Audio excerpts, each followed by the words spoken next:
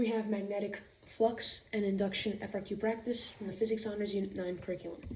Here we have some important formulas to note. The first one over here is the Faraday's law of induction formula, where negative N times delta flux over delta time equals EMF. N is the amount of loops in the wire. In this case, we'll be using a coil.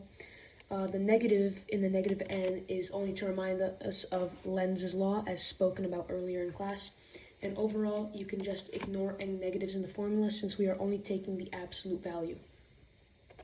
Here we have flux equals B times A, where B is the magnitude of the B field and A is the area. EMF equals BLV. Again, B is the magnitude of the B field, L is the length, B is the velocity. Here we have delta V equals IR, where delta V equals EMF or change in voltage. Remember that delta V is interchangeable with EMF, and obviously what it's known for, change in voltage. I is the current, R is the resistance. Over here we have a formula from earlier in the curriculum, an earlier unit called currents and circuits, where power equals the current squared times resistance. This formula will be used in the final portion of the FRQ in the amount of thermal energy used when the coil is in the B field. I doubt this will be on the upcoming exam, but this is important to know nonetheless, as you never know, and it's a good piece of information to understand. Here we have our scenario. A circular coil with a radius of 20 centimeters has 10 loops. The loop is oriented in a perpendicular magnetic field in which the initial magnitude is 1.5 teslas. Suddenly, the magnetic field vanishes in 0.5 seconds. So here we have our coil in a magnetic field that is coming out of the page, and this magnetic field of dots is going to vanish in 0.5 seconds. Part A, what is the initial magnetic flux in the coil? Feel free to answer these parts before I move on to the explanation so you can get your maximized amount of practice from this video. Here's the explanation. The formula we are going to use for this computation will be flux equals BA. We were given B equals 1.5 teslas. We do not have the area. We need to find the area of the coil, which it will be a circle. So we're going to use the area of a circle formula, pi times radius squared. Remember that our radius is in centimeters, so we first need to convert that to meters. So essentially we have pi times 0.2 squared. This should be 0.126. Plug into the flux formula, and you should get 0.188 Webers. Remember that the unit for flux is Webers, or WB. Part B, what is the induced EMF in the coil? So this is where we're going to use Faraday's law of induction, where EMF equals negative N times delta flux over delta time. Ignore all the negatives as we are taking the absolute value. So remember that we are going to ignore the negatives in this formula. So to find delta flux, we need to take B final minus B initial.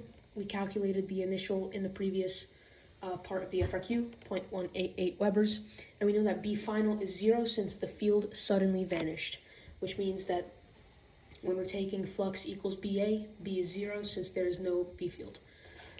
We plug in and solve. 10 times 0 minus 0.88 divided by 0.5 seconds. You should get 3.76 volts. Remember that induced EMF is the same thing as delta V, so that's how we know our unit is volts. Part C, if the net resistance in the coil is 5 ohms, what is the magnitude of the induced current in the coil? To do this, we use Ohm's law, delta V equals IR. Remember, delta V is the same thing as EMF. EMF equals IR, we can substitute that. Use algebra to isolate I, and then plug in and solve. We already have EMF from the previous part of the FRQ, and resistance was given to us to be 5 ohms in this part C of the FRQ. You should get 0.752 amperes. Remember the unit for the current is A for amperes. What is the direction of the induced current in the coil? Since the B field suddenly vanishes, we can conclude that there is a lack of dots. So this B field of dots is going to completely vanish. We want this B field to stay the same despite the change. So we're going to induce more dots into this B field to go against the change that's happening. And when you add more dots, we know that a B field that is pointing out of the page will have a counterclockwise current. We do this by using our right-hand rule, where we take our pencil, point it out of the page, and our fingers are moving in a counterclockwise position.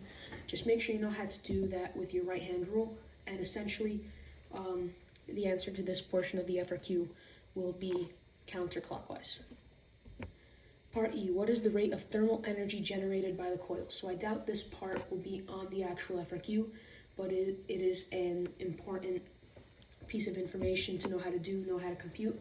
So again, we're going to be using this formula P equals I squared times R. This is from a previous unit called currents and circuits, where power equals the current squared times the resistance. This formula will be used to compute the power dissipation. We already solved for the other variables earlier throughout the FRQ. We already have I and we already have R. So we just plug in, solve. 2.83 watts should be the answer, and just remember that the unit for power is watts. So here we have the conclusion. So you learned how to show your work on each part of the Unit 9 magnetic, flux, and induction FRQ. Make sure you know how to use all the formulas, know how to use the formula sheet. Computational errors are common on the calculator if not inputted correctly. Make sure you know your order of operations using parentheses in the correct spots. Use this information to completely and correctly do the FRQ on the upcoming exam. So just a disclaimer, I am not entirely sure that this will be the specific FRQ used on the exam, but please apply this knowledge to the exam because these parts, part A, B, C, D, will be quite similar to what you will see tomorrow. Thank you, and please reach out to your teacher if you have any remaining questions.